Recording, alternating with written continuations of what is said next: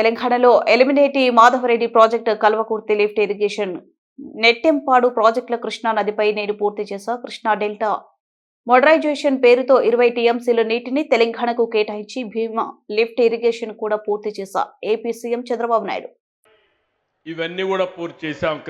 కృష్ణా పైన తెలంగాణ ప్రాంతంలో ఇంకో పక్క కృష్ణా డెల్టా మోడరైజేషన్ పేరుతో 20 టీఎంసీ నీళ్లు పొదుపు చేసి ఆ నీటిని తెలంగాణకు కేటాయించి భీమా లిఫ్ట్ ఇరిగేషన్ కూడా పూర్తి చేశాం.